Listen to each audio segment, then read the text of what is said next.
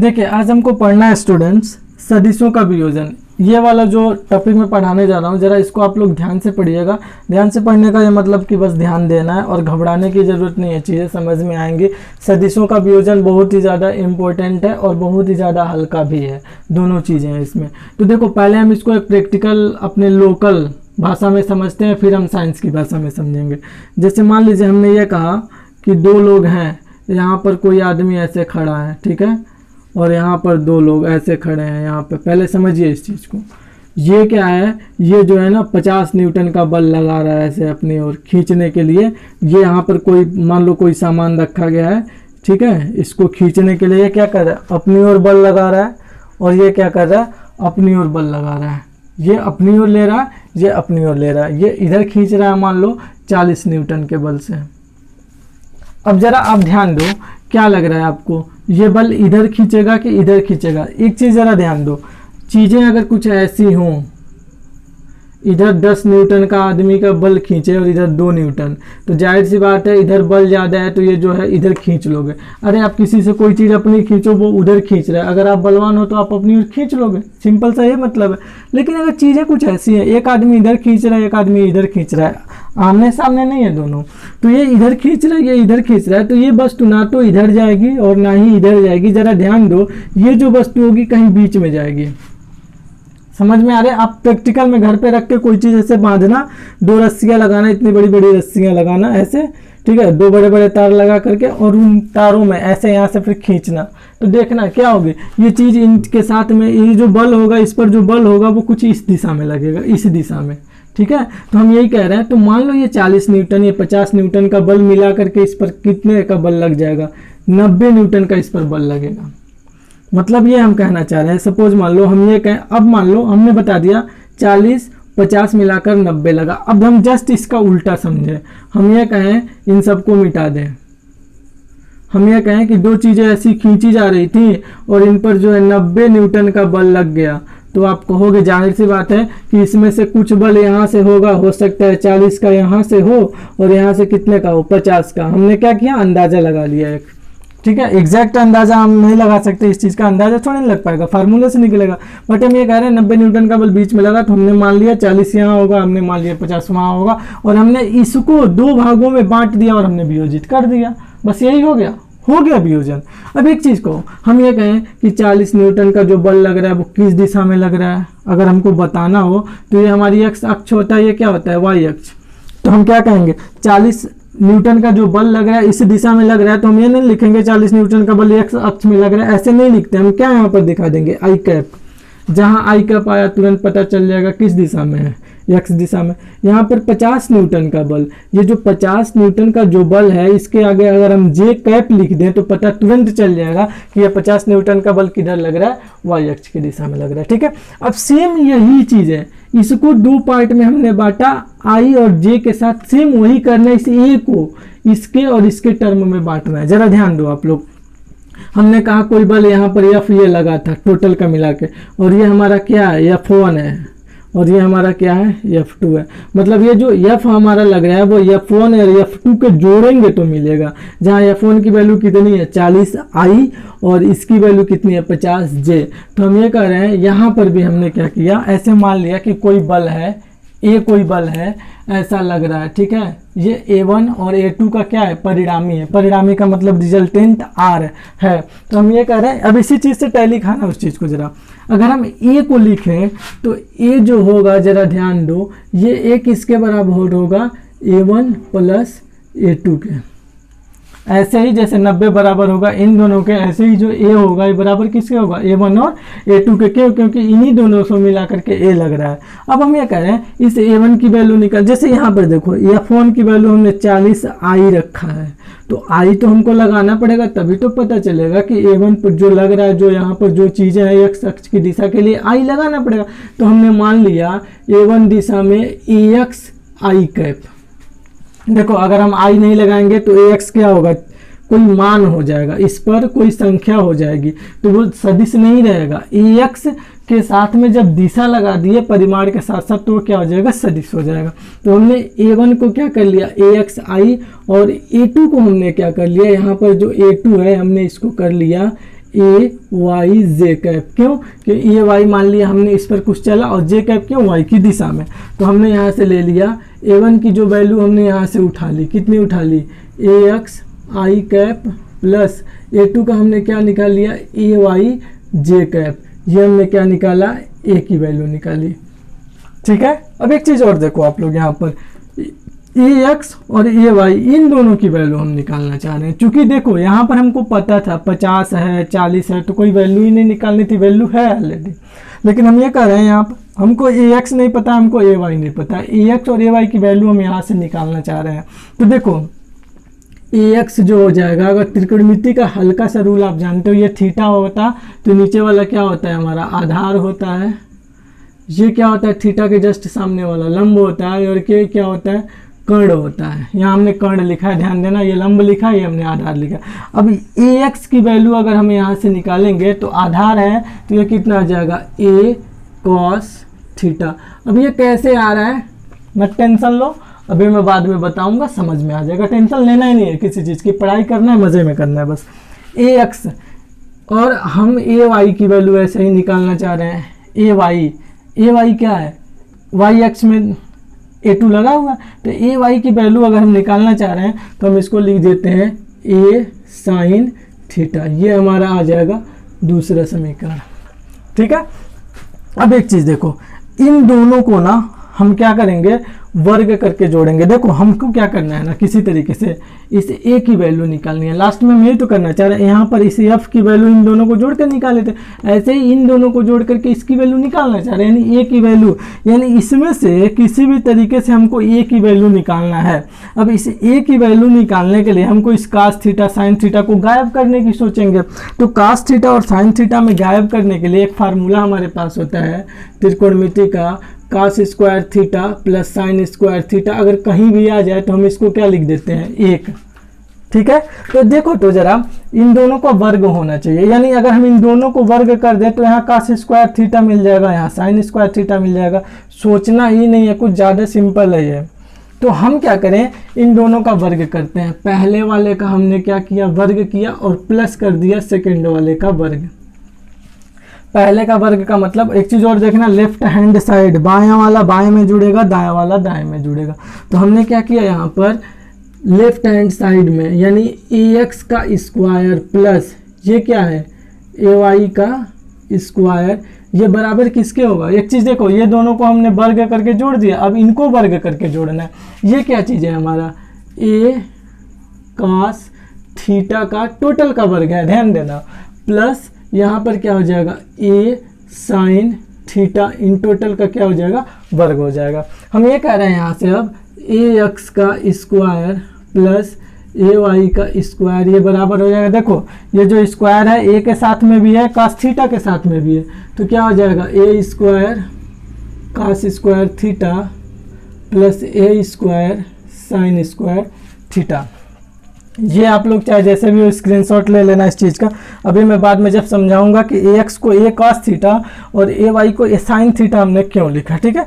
तो अब एक चीज़ देखो जरा सा आगे, एक आध लाइन और हम बढ़ा लेते हैं। यहाँ पर क्या हो जाएगा, ए एक्स का स्क्वायर प्लस ए वाई का स्क्वायर, ये बराबर क्या होगा, देखो इन दोनों में क्या चीज़ कॉमन है, ए स्क्वायर, तो हम ए स्क्वायर को निकाल लेंगे बाहर, और ब्रैकेट में क्या बचेगा, यहाँ क्या बचा, कास स्क्वायर थीटा प्लस यहाँ पर क्या बचा, साइन स्क्वायर थीटा।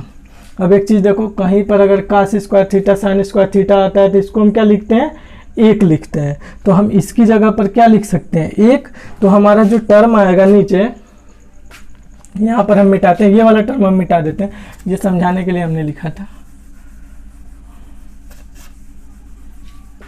देखिए अब हम आप यहाँ पर क्या कर रहे हैं कि ए एक्स स्क्वायर प्लस ए वाई का स्क्वायर, ये जो बराबर हो जाएगा ए स्क्वायर, और इसमें किसका गुणा होगा, ए स्क्वायर गुणा इसकी वैल्यू एक, और किसी भी चीज़ का एक में गुणा करेंगे तो वही चीज़ आएगी, ए स्क्वायर। अब इसको हम उल्टा कर लेते हैं जरा सा, ए स्क्वायर बराबर हो जाएगा ए एक्स स्क्वायर प्लस ए वाई स्क्वायर के। अब एक चीज़ और देखो, हमको ए स्क्वायर नहीं चाहिए, हमको क्या चाहिए, ए चाहिए।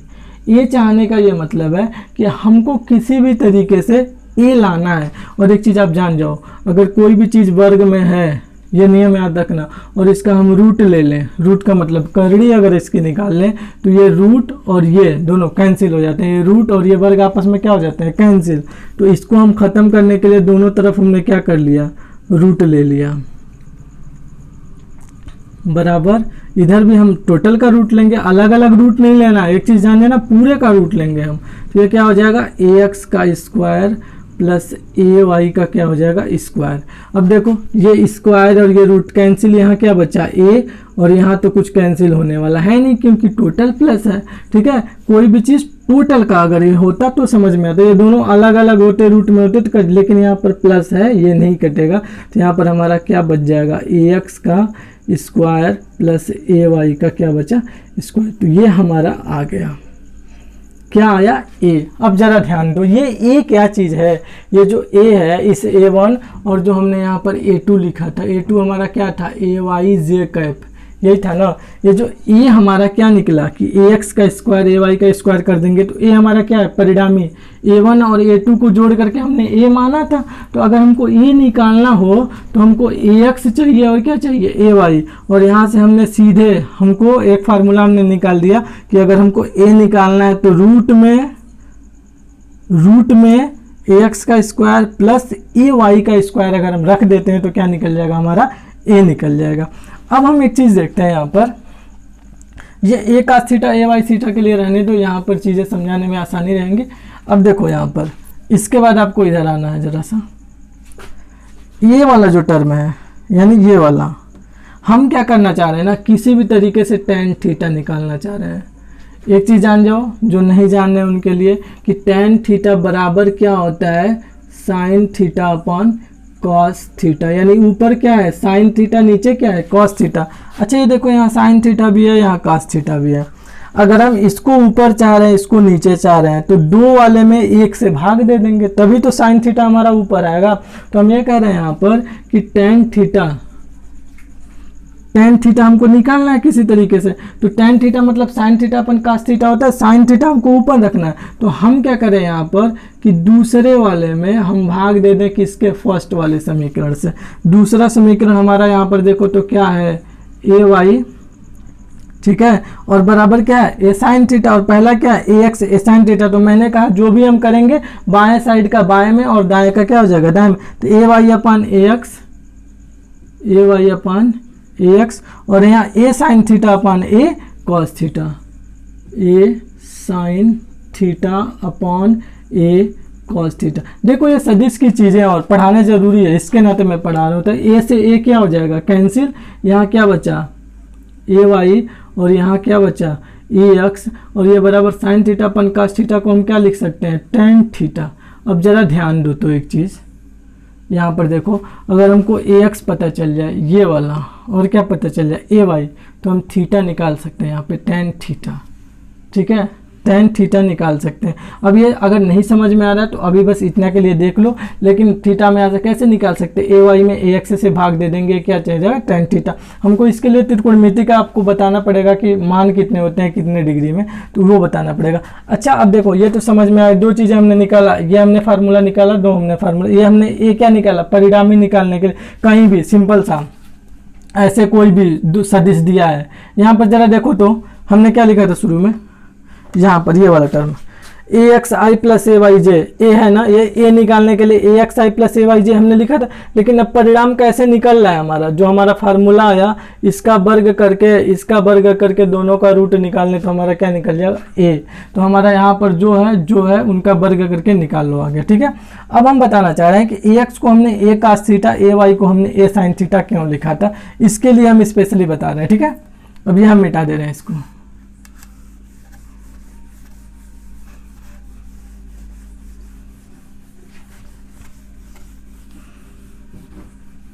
देखो हम छोटी छोटी चीज़ें हैं, डिटेल पढ़ाएंगे, बढ़िया से पढ़ाएंगे ताकि समझ में आ जाए चीज़ें। एक चीज़ देखो हमने क्या लिखा इसमें से, हमने लिखा था कि ए एक्स बराबर क्या हो जाएगा, ए कॉस थीटा, और ए वाई को हमने लिखा था ए साइन थीटा। हमेशा एक चीज़ आप लोग याद रखना, थीटा के साथ में जो रहेगा, थीटा के साथ में जो रहेगा इधर हम उसको कास के साथ में लेंगे। देखो ए एक्स है ना, यहाँ पर ये ए एक्स है ना, तो हमने ए के साथ कास थीटा लिखा, और ये थीटा से दूर है ये वाला, ठीक है, ये वाला, तो हमने इसको क्या लिखा, ए साइन थीटा। अगर हमारा थीटा यहाँ आ जाता तो हम इसको कास लिखते, इसको क्या लिखते, साइन लिखते। एक चीज़ ध्यान दे दीजिएगा जरूर, इसको भूलिएगा बिल्कुल, कहाँ हम कास लिखेंगे, जहाँ पर क्या होगा, थीटा होगा, जिसके साथ में देखें, ध्यान दो, ये जो कोण है इसके साथ नहीं जुड़ा है, इसके साथ जुड़ा है, इस वाली लाइन के साथ। तो इस लाइन को हम क्या लिखेंगे, कॉस थीटा के साथ। तो ए एक्स बराबर ए कॉस थीटा और ए वाई बराबर ए साइन थीटा। अब ये निकालते कैसे हैं जरा समझ लीजिए। ये लंब होता है, नीचे वाले को हम क्या बोलते हैं, आधार बोलते हैं, और इस वाले को हम क्या बोलते हैं, ये वाला जो होता है कर्ण। अब हम इसको क्या करते हैं, एक अलग से त्रिभुज बनाते हैं आपको समझाने के लिए, ठीक है। ये हमने क्या किया, नीचे हमने हमारा क्या है, ए एक्स है। देखो आई अगर हम ना लगाए यहाँ पर तो भी तो काम चल जाए, यहाँ तो हमको आपको बताना है, दिशा बताने की जरूरत थोड़ी ना, हमने बस परिमाण लिख दिया। और यहाँ पर क्या है, ए वाई। तो जरा से ध्यान दो, ये ए एक्स है और ये जो टर्म है हम बता रहे हैं इसे,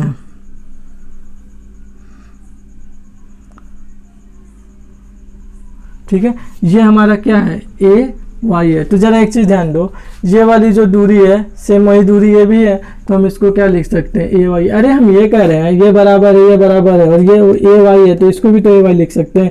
यहाँ पर क्या हमारा थीटा है, ठीक है ना। अब हम क्या करना है यहाँ पर, इसको हम बोलते हैं लंब, इधर वाले को लंब, इसको आधार, और इसको हम क्या बोलते हैं, इसको हम क्या बोलते हैं, कर्ण।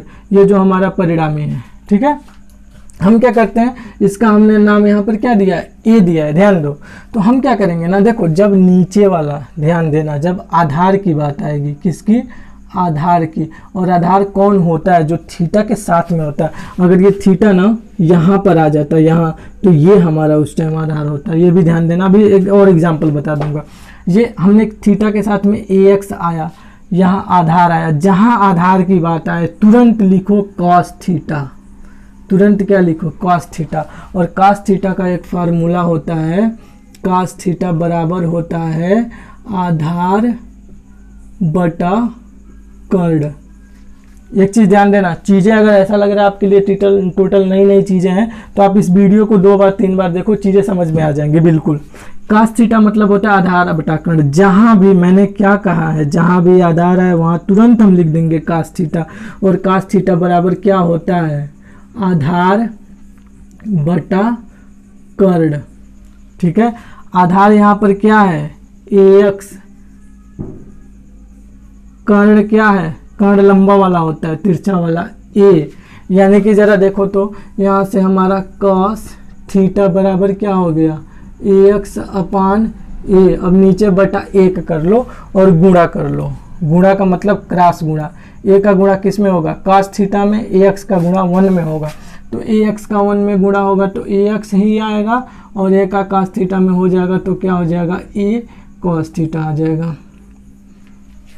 जो थीटा के साथ में होगा हम उसको कास के साथ में, कर्ण, और कास के साथ में कास थीटा।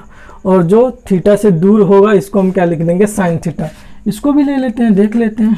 एक चीज़ देखो, इसको हमने क्या बोला है, लंब होता है। तो जहाँ भी लंब की बात आए, हमको यहाँ आधार की वैल्यू निकालनी थी तो कास लिया। जहाँ पर लंब की बात आए तुरंत लंब के साथ में तुरंत लिख दो साइन थीटा। और साइन थीटा के लिए क्या फार्मूला होता है, साइन थीटा बराबर होता है, क्या चीज होता है, लंब बटा कर्ण, लंब बटा कर्ण। लंब यहाँ पर कितना है, ए वाई, यही लंब। थीटा के जस्ट सामने वाला क्या होता है, लंब। लंब कितना है, ए वाई, कर्ण कितना है, ए, और यहाँ पर क्या है, साइन थीटा। फिर बटा 1 कर लो यहाँ पर, और क्रॉस मल्टीप्लाई कर लो, तो क्या हो जाएगा, ए वाई यहाँ पर आ गया, ए वाई का 1 में गुणा हो जाएगा तो ए वाई, और ए साइन थीटा का गुणा हो जाएगा तो क्या हो जाएगा, ए साइन थीटा। समझ में आया। इसीलिए हमने शुरू में सीधा ए एक्स की जगह क्या लिख दिया है, ए cos थीटा और ए वाई की जगह हमने सीधा क्या लिख दिया था वहाँ पर ए sin थीटा। नोट के लिए मैंने कहा है, नोट की आप लोग टेंशन मत लेना, मैं नोट आप लोगों को PDF फॉर्म में या फिर ऐसे अपने हाथ से लिखा हुआ नोट की मैं आपको फॉर्मेट दे दूंगा किसी भी तरीके से, जहाँ पर थीटा के साथ में जो चीज़ें हम उसको cos थीटा तुरंत लिख सकते हैं और जो थीटा से दूर है उसको हम क्या लिख सकते हैं तुरंत में sin थीटा और कर्ण के साथ में लेकर के। ठीक है, इतनी चीज़ें समझ में हम क्या करना है हमको, जो इसको फिर समझ लेते हैं एक बार अच्छे से। त्रिभुज है, त्रिभुज में ये थीटा के जस्ट सामने, थीटा के जस्ट सामने एक चीज़ देना, पाइथागोरस में ये सब लागू होता है। ये कितने का होता है 90, ठीक है, ये कितने का होता है 90, और 90 के सामने वाला हमेशा, 90 के सामने वाला हमेशा क्या होता है कर्ण, और थीटा के सामने वाला क्या होता है लंब, बीच में जो बच जाता है वो क्या होता है आधार। तो हम ये यहाँ पर कह रहे हैं कि हमको ए एक्स और ए वाई की वैल्यू निकालनी है, तो ए एक्स की वैल्यू निकालनी। देखो हमने बस इस त्रिभुज को ना अलग से बना लिया यहाँ पर ये वाला, तो ए एक्स की वैल्यू निकालनी। हमने कहा जब भी आधार की बात है, किसके, ए एक्स क्या है आधार ही तो है इसका। जब भी आधार की बात है तुरंत लिखो cos थीटा, और cos थीटा बराबर होता है आधार बटा कर्ण। cos थीटा बराबर आधार कितना है यहाँ पे ए एक्स, कर्ण कितना है ए, तो यहाँ से हम क्रॉस मल्टीप्लाई करेंगे तो ए एक्स की वैल्यू कितनी आ जाएगी ए cos थीटा। यही हमने शुरू में पहले ही लिख दिया था बिना किए। फिर हम करते हैं साइन थीटा की बात। यहाँ पर देखो जरा सा हमको इसकी वैल्यू निकालनी है, ये वाली तो निकल गई ए एक्स, हमको ए वाई निकालना है, ये वाली वैल्यू यानी ये वाली वैल्यू इस त्रिभुज में, चाहे ये हम ये निकाल लें चाहे हम ये निकाल लें, ये निकाल लेंगे जितना आएगा हम इसको लिख सकते हैं उतना, क्योंकि ये और ये आपस में क्या है बराबर है। तो इसमें हमने क्या किया, लंब, जहाँ भी लंब की बात है तुरंत हम साइन थीटा लिखेंगे, जहाँ आधार की बात है तुरंत cos थीटा लिखेंगे। साइन थीटा बराबर लंब बटा कर्ण, तो साइन थीटा हमारा क्या हो जाएगा लंब बटा कर्ण, सॉरी लंब बटा कर्ण। लंब कितना है ए वाई, लंब कितना है ए वाई, कर्ण कितना है ए, फिर यहाँ से गुणा करेंगे ए वाई की वैल्यू कितनी आ जाएगी हमारी ए साइन थीटा। ठीक है, इस चीज़ को जरा सा ना ध्यान से समझने की कोशिश करना आप लोग, इसको 2 बार 3 बार 4 बार देखो, नहीं समझ में आ रहा तो नीचे कमेंट में बताओ मुझे कि सर यहाँ पर मुझे ये चीज़ नहीं समझ में आया, आप इसको दोबारा समझाओ, तो मैं कोशिश करूँगा समझाने के लिए। सिंपल सा ये मतलब होता है 2 मिनट में सब चीज़ें समझा दे रहा हूँ। जो हमारा परिणामी होता है वो इन दोनों के योग के क्या होता है बराबर होता है। परिणामी हमने निकाला था फार्मूला, तो ए की वैल्यू क्या आ गई थी, रूट में आ गई थी ए एक्स स्क्वायर प्लस ए वाई का स्क्वायर, यानी ये और इन दोनों का क्या आ गया था स्क्वायर आ गया था, और tan थीटा की वैल्यू हमारी क्या आ गई थी ए वाई अपान क्या आ गया था ए एक्स आ गया था। ये 2 फार्मूले हैं और दोनों फार्मूले इंपॉर्टेंट हैं, आप याद करते रहिएगा। ठीक है, अब एक चीज़ और देखो यहाँ पर समझाना ज़रूरी है, तो मैं सोच रहा हूँ कि कोई ऐसी चीज़ ना बचे कि जो आप लोगों को बाद में कन्फ्यूजन करे। एक फार्मूला ये चीज़ें लिख लेना, ठीक है। अभी हम 2 मिनट में सबका ना वो कर दे रहे हैं, फिर से एक बार शॉर्ट में समरी बता दे रहे हैं। एक फार्मूला होता है, कहीं भी लिख लो, साइन थीटा बराबर होता है लंब बटा कर्ण, cos थीटा होता है आधार बटा कर्ण, ठीक है। और कहीं पर tan थीटा होता है, तो tan थीटा का मतलब होता है लंब बटा आधार, लंब बटा आधार, ठीक है ना। तो ये हो जाएगा ऐसे, ये तीनों फार्मूला आप एकदम से जो है ना याद कर लो। इसका एक फार्मूला होता है लाल बटे कक्का, तो पहले ये चीज़ें याद कर लो, उसके बाद मैं समझा दूंगा चीज़ों को, ठीक है। सदिशों का वियोजन क्या होता है कि जो बीच वाला सदिश होता है उसी को 2 पार्ट में बांटना होता है, तो हमारा फार्मूला जो आता है उस फार्मूला को आप लोग याद कर लो, इसके बाद ही हम आगे की चीज़ें बता पाएंगे। अब सदिशों का वियोजन ये देखो दो मतलब सदिश का था, मतलब ये कि ये क्या है यहाँ पर एक x में था और एक y में था, तो हमने सदिश का वियोजन किया और सदिश का हमने परिमाण निकाला, तो जो आया। अब हम जो अगला देखेंगे वो 3 में, यानी z भी अगर आ जाए तब हम कैसे देखेंगे, ठीक है। तो आज के लिए इतना है, मेरे ख्याल से ज़्यादा हो जाएगा अगर पढ़ाऊंगा तो लेकिन बस इस वीडियो को आप लोग ना कई बार देखना, मेरा प्लीज़ रिक्वेस्ट है, कई बार देखना, चीज़ें समझ में आएंगी। और शेयर ज़रूर करना चीज़ों को, क्योंकि अगर जो भी चीज़ें अगर आप शुरुआत करते हो लाइक तो ज़रूर कर देना अगर अच्छा लगता है तो। और एक चीज़ ज़रूर आप कमेंट में ज़रूर बताना, जो भी कमियां हैं, सजेशंस है, कंप्लेंट है, कमेंट में ज़रूर बताना, ठीक है। धन्यवाद।